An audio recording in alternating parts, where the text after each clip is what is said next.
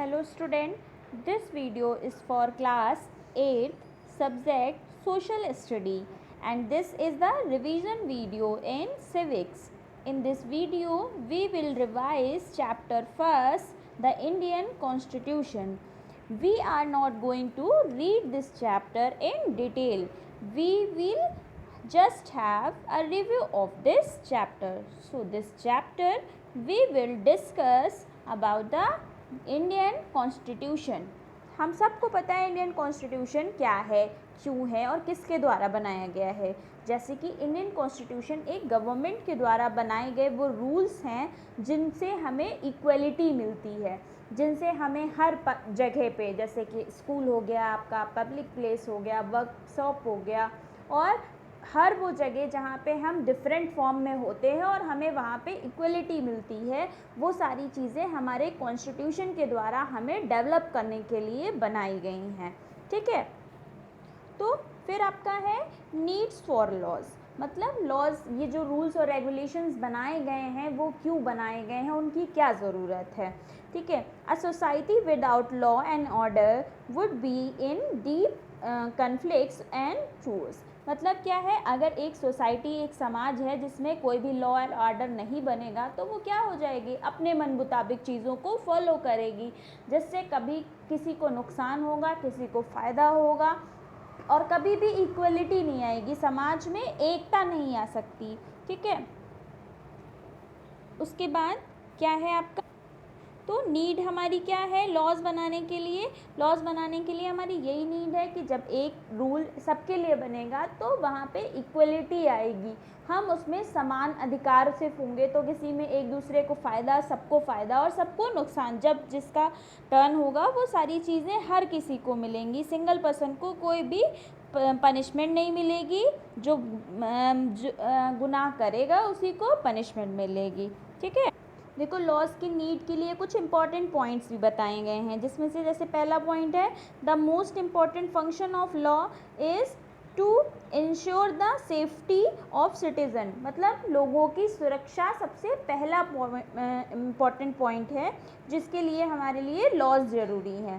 Second आपका है in any community there will always be dispute over who should be have what part of limited number of resources law is needed to resolve such disputes. क्या होता है कि हमारे पास एक limited resources हैं जिनको हमें समान मात्रा में सबको देना है, तो उसके लिए लॉज बहुत ज़रूरी हैं.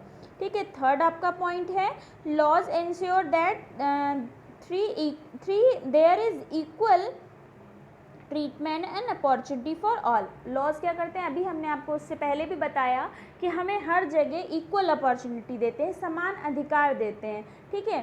फिर आपका फोर्थ पॉइंट है another important function of law is prevent constraint of power in the hands of the ruling body of the government. मतलब क्या है, ये एक रूलिंग बॉडी जो हमारी होती है जिसको हम खुद इलेक्ट करते हैं, अपने लिए रिप्रेजेंट करते हैं, उस पार्टी को, उस गवर्नमेंट को चलाने के लिए भी हेल्प करती है. वो गवर्नमेंट अगर बिना रूल्स के लोगों को फॉलो कराए, बिना रूल्स के चलाएगी तो वो नहीं चल पाएगी. ठीक है.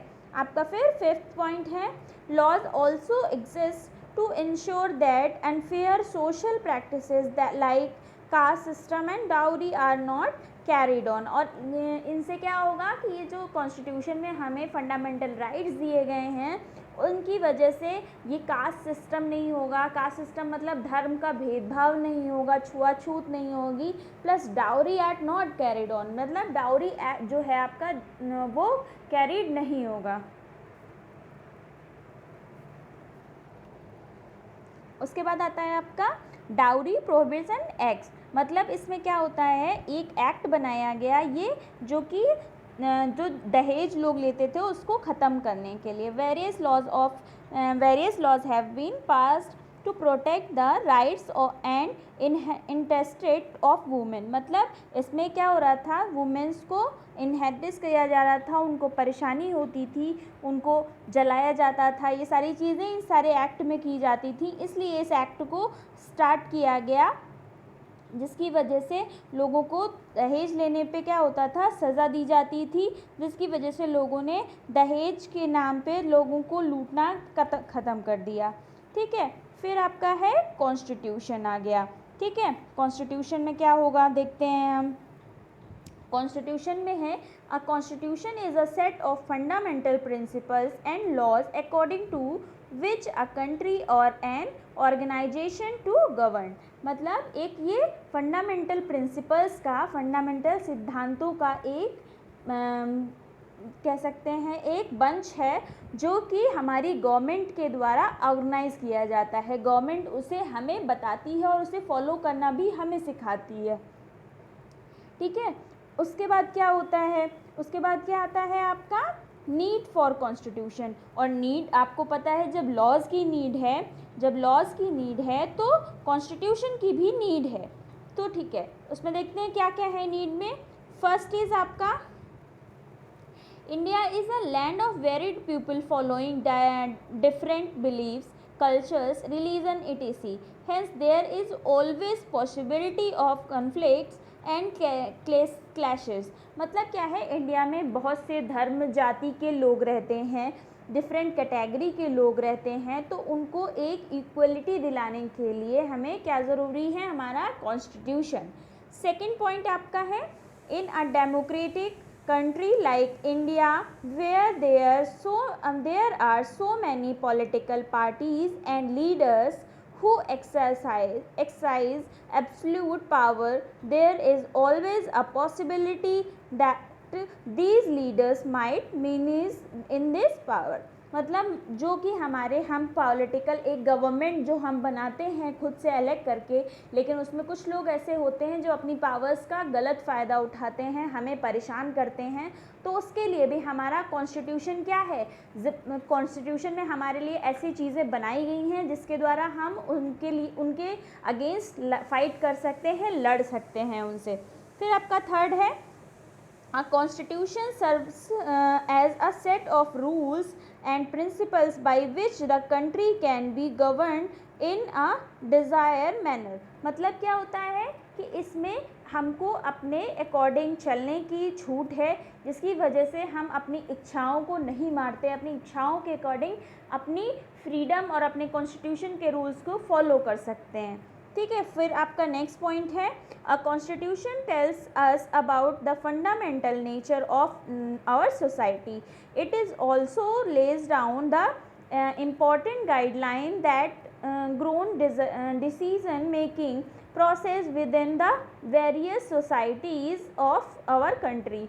और ये क्या करती है, हर जो कंट्री में जितने भी लोग हैं, हर एक पर्सन को अपना खुद का डिसीज़न लेने के लिए छूट देती है, किसी पे किसी का प्रेशर नहीं बने, इसके लिए इसको बनाया गया है। फिर आपका नेक्स्ट है, it safeguards the interested of minorities and prevent any kind of domination by the majority. मतलब माइनॉरिटी और मेजॉरिटी का भी फ़र्क ख़त्म करने के लिए कॉन्स्टिट्यूशन रूल्स बनाए गए हैं। ओके, फिर लास्ट आपका पॉइंट है, it provide rights to its citizen and protects their freedom. और ये क्या करती है, हमें एक सिटीज़न होने का राइट देती है और क्या करती है, प्रोटेक्ट करती है हमारी फ्रीडम, हमारी स्वतंत्रता को प्रोटेक्ट करता है हमारा कॉन्स्टिट्यूशन। इसीलिए हमारा कॉन्स्टिट्यूशन क्या है, बहुत ज़रूरी है, और हमारे लिए जो लॉज हैं उनका भी होना बहुत ज़रूरी है। ठीक है, उसके बाद आपका अगला पॉइंट आता है अमेंडमेंट, जो कि हम पढ़ेंगे इस चैप्टर के सेकंड पार्ट में। ये आपका पार्ट फर्स्ट है, तो इतना आज के लिए, और नेक्स्ट वीडियो में हम आपको अगला चैप्टर इसी चैप्टर का अगला पार्ट पढ़ाएंगे। Okay, thank you class.